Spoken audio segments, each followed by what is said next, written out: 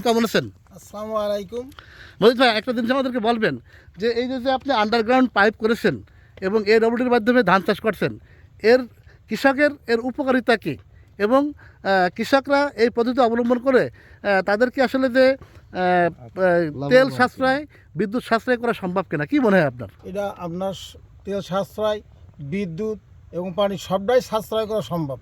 আচ্ছা, তার কারণ হচ্ছে এই যে আমি এডব্লিউর মাধ্যমে যখন দেখছি এই নেটে 9 ইঞ্চি পাইপ এর ভিতরে ঢুকোনো আছে, যখন দেখছি যে এর ভিতরে পানি আছে ততদিন পর্যন্ত আমি পানি দেবো, যত সাদা হয় হোক, বুঝেছেন। ধানে 9 ইঞ্চি নিচের থেকে খাদ্য সংগ্রহ করতে পারে, কোনো সমস্যা নেই। এই জন্যে আপনারা যে অতিরিক্ত পানি দিয়ে দিয়ে ব্যয়বহুল বেশি করবেন, পানি অপচয় করবেন, এইটা ঠিক না। এটা আপনার সব জন্যই, আমাদের কৃষকের জন্যই খুব লস, দেশের জন্যই লস। এই কাজগুলো আমরা করব না। কিন্তু জাপানের সহযোগিতায় এই যে আমাদের সোনার বাংলা ফাউন্ডেশন যে কাজগুলো করছে, দেখার মতো কাজ। গত সিজন আমার 11 ধান যেভাবে ছিল, ধরেন 8 বিঘায় যে আমার 11 ধান ছিল, তো এই মাঠে ধান কারো কিন্তু পড়তে বাকি ছিল না। আল্লাহর রহমত আমার কিন্তু এক কাটা ধানও কোথাও পড়িয়ে কাজও হয়নি। আর আপনি যার কাছে শুনবেন এই গ্রামের সেরা ধানগুলোই আমার হয়েছে, বা ব্যাপারীরাও জানে যে সেরা ধান কার হয়েছে। এখন এই যে দেখছেন না ধান, এটা কিন্তু আমার জমির আছে চারা খোলা, জায়গায় পাতো খোলা। এই পাতো খোলায় যখন আমি পাতো ফেলেছি তখন কিন্তু এই লাইনটা চলে এসেছে। এই দেখেন খুঁজতে খুঁজতে এই পাতাও শেষ। আপনার এই সেলোর আন্ডারে কতগুলো, মানে কি পরিমাণ জমি আছে? 30 বিঘা জমি আছে। 30 বিঘা জমি আছে। আচ্ছা, এই পানিটা এখন দিচ্ছেন কিভাবে? এই পাইনটা আন্ডারগ্রাউন্ড পাইপের মাধ্যমে? দেখছি যে হ্যাঁ, ওই যে যে লাইন আছে, জি। যখন যেটুক দরকার আমি তখন সেইটুক সেইভাবে সেই লাইন ছেড়ে দিয়ে পাইনটা ব্যবহার করি। দেখা যাচ্ছে আপনার যদি এই আন্ডারগ্রাউন্ড পাইপ না থাকতো, এর আগে আমার কি সমস্যা হতো, এই ড্রেন এমনি ভেসে যাচ্ছে, আর একজনের জমিতে যাচ্ছে, যে জমিতে পানি দরকার না সেও জমিতে পানি ফিরে যায়। আর জমিতে সবসময় এক সমতল না, বা পানি বের করাও সম্ভব হয় না। ধানও কিন্তু এদের 19-20 হয়। আচ্ছা, এই আরেকটা জিনিস আমাদের বলবেন, সেটা হচ্ছে যে আমরা দেখতে পাচ্ছি যে আন্ডারগ্রাউন্ড পাইপ দিতে গেছে, পাশাপাশি ওইটাকে লেজার বলে, তাই তো? ওই লেজার থেকে পানি দিতে পারবেন? হ্যাঁ, দিতে পারবো। আচ্ছা, আর আর যে সব ভুট্টা সব দেওয়াও কিন্তু এই আমার এই মেশিনটাই করা। আচ্ছা আচ্ছা, আর একটা জিনিস বলবেন, আপনার খেতে বলতে দেখলাম যে আপনি এডব্লিউডি পাইপ দিয়েছেন, তো এডব্লিউডি পাইপ সম্পর্কে আপনি বলেছেন, আর একটু বলবেন যে আসলে এটার কীভাবে বুঝবে চাষিরা যে পানি কখন দিতে হবে? চাষিরা বুঝবে যে যখন আমি ওই যে এডব্লিউ পাইপটা পুঁতেছি, আমি যত বেল দেখবো যে ওই পাইপের ভিতরে পানি আছে, তত বেল আমি আমার জমিতে সেচ দেবো না। তাহলে এই যে ধরেন আমরা প্রতিদিন সেচ দিচ্ছি, কি একদিন পর একদিন সেচ দিতে যে দেখা যাচ্ছে আমার জমিতে অতিরিক্ত পানি খেয়ে নিচ্ছে। পানি কিন্তু এইভাবে থাকে না জমিতে দাঁড়িয়ে, আপনার এই পানি বাষ্প হয়ে কিন্তু চলে যায়, আচ্ছা আচ্ছা, আবার নিচেই কিছু চলে যায়, আবার এদিক ছিটিয়েও যায়, বিভিন্ন অপচয় হয়। কিন্তু আপনার অতিরিক্ত পানি দেওয়ার দরকার নেই। আপনার জমিতে যদি দেখেন 1 সপ্তাহ পানি থাকে, ওই পাইপের ভিতরে একটা সেচ লাগবে না। আচ্ছা, আর একটা জিনিস বলবেন, সেটা হচ্ছে যে আপনি যে তেলের মাধ্যমে ছাড়াটা চালাচ্ছেন, তো এটা যে আপনি পরিকল্পিতভাবে পানি দিচ্ছেন, সেক্ষেত্রে আপনার কি তেল সাশ্রয় হচ্ছে এখন? হ্যাঁ, এখন তেল সাশ্রয় হচ্ছে, মানে এখন তো ধরেন স্টার্ট করলি যেখানে পানি দেবো সেখানে পানি। আচ্ছা, কতটা বুঝেছেন তো, পানি তো আমার ছিট হচ্ছে না, মানে যে লাইজারটা খুলছি ফ্যাসকে সেখানে পানি চলে যাচ্ছে। এই জানি দেখা যাচ্ছে পানি আমার আছে। তারপর আরেকটা সুবিধা হয়েছে, ওই সামনে ওই যে মিটারটা লাগানো, ও তো দুটো ফ্যান, এই ফ্যানে পানি চালিয়ে দিলি মনে হচ্ছে ও ফেলে দিতে পারলি পাশে, মানে এ যখন টান শুরু করবে তখন আবার নিচের ফ্যানের আবার শক্তি কমে যাচ্ছে। মানে আচ্ছা, আপনার ছেলেতে দেখুন যে একটা মিটার লাগানো আছে, হ্যাঁ, এই মিটার দিয়ে আপনি কি বোঝাতে চাচ্ছেন? এই মোটর দিয়ে আমি দেখছি আমার কত গ্যালন পানি উঠছে, কত লিটার পানি আচ্ছা যাচ্ছে, এটা আমি আচ্ছা বুঝবো। আচ্ছা আচ্ছা আচ্ছা, ব্যবহার করি, তাহলে আমাদের সবার জন্য, কৃষকের জন্য কিন্তু মঙ্গল, ঠিক না? আচ্ছা। তাহলে আমাদের পানি অপচয় হচ্ছে না।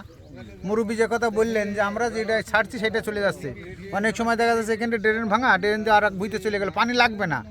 সে বুইতে যে ভুট্টা বুইতে পানি লাগবে না, ভুট্টার বুইতে চলে আসলো, তাহলে এটা অপচয় হয়ে যাচ্ছে।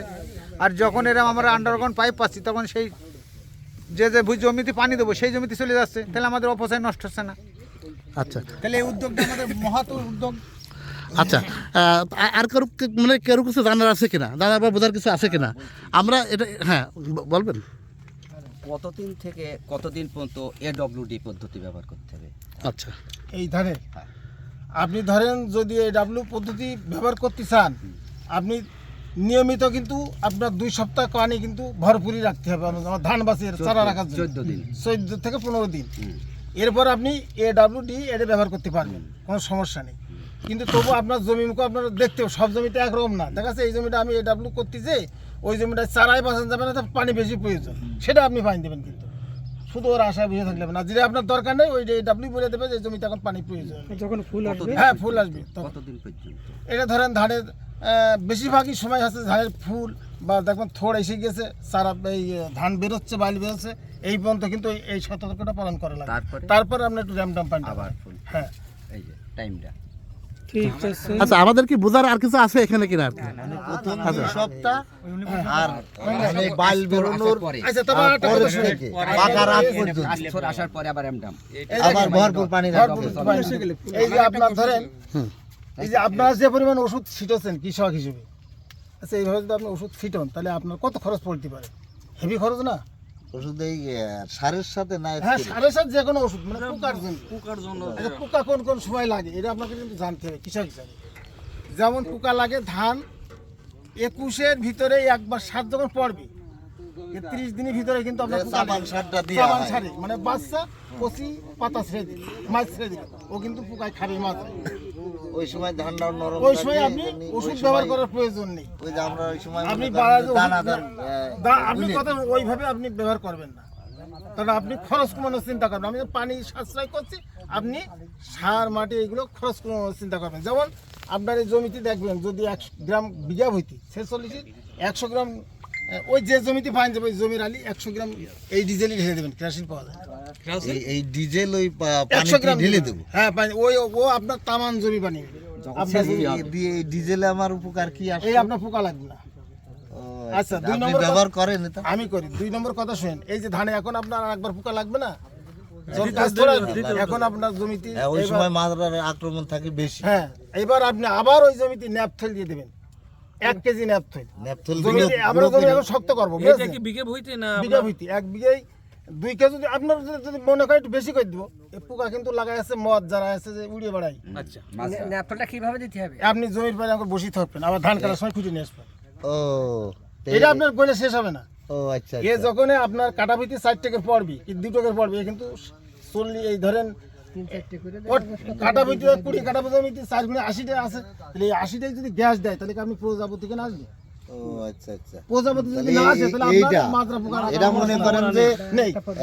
কথা বলেছেন? হচ্ছে যে ডিজেলের বিষয়টা ডিজেল কি মাটির ক্ষতি করে কিনা না না, ডিজেলের খুব একটা ক্ষতি আপনার করবেন। এ যখন আপনার পানি ভেসে থাকবে না আপনি দেখবেন, এটা তো আপনার সাথে আরেকটা আবার আমি চলে গেলাম অন্য একটা প্রজেক্ট লাইনে, মানে এগুলো আমার প্র্যাকটিক্যাল করে। আপনার যদি যাদের কুচো কৃমি আছে, দেহের ভিতরে কুচো কৃমি আছে, আপনি কুচো কিন্তু মারার কিন্তু আপনার পয়েন্ট নেই, আপনার মলদারের ভিতরে কিন্তু ও একটা জায়গা করে বসে আছে।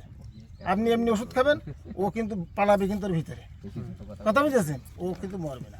কিন্তু আপনার মারার একটা পদ্ধতি আছে, যদি কুচো কৃমি শেষ করতে চান তাহলে একটা ওষুধ আপনি খান, আর একটা কৃমির ওই ওষুধই আপনি কিছু দেন, ওর ভিতরে চিনি দেন, দিয়ে ওই কৃমির ওষুধটা আপনার ভিতরে ঢুকান। আরেকটা কিসের ভিতরে বেঁধে ওই তুলো নেবেন, ওই যে ডাক্তারি তুলো আছে না, তুলোর ভিতরে চিনি আর ওই বড়িটা রেখে দেবেন। এবার মিষ্টির মোট বড়ি কিন্তু কায়দা হয়ে গেল। এই যখন এই পাশে হিট করা হবে, শব্দ হবে, তখন ও কিন্তু নিচে ওই জায়গায় পালানোর চেষ্টা করবে। আর ওর মাঝখানে কিন্তু আমি ও দিয়ে রেখে দিয়েছি মলদারের ভিতর দিয়ে ঢুকিয়ে, ও কিন্তু ওই রাস্তা আটকে গেছে।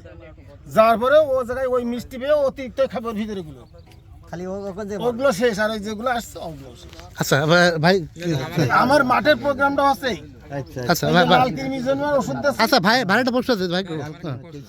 এটা হচ্ছে যে আন্ডারগ্রাউন্ড পাইপ করতে যে মানে এটা আসলে আপনি কোথা থেকে পেলেন অথবা আপনার পার্সোনালি কত খরচ হয়েছে আর কি? আচ্ছা আমার ধরেন এই আন্ডারগ্রাউন্ড লাইন করতে যে এটা আমি সোনার বাংলা ফাউন্ডেশন এই অফিসতে পাইছি বা এইখানতে আমি নিয়েছি, আর এতে আমার খুব বেশি একটা ঝামেলা হয়নি বা বেশি একটা খরচ হয়নি। সম্পূর্ণ সোনার বাংলা ফাউন্ডেশন সম্পূর্ণ প্রায় ওদের ভিতর দিয়ে সব খরচ গিয়ে বহন করেছে।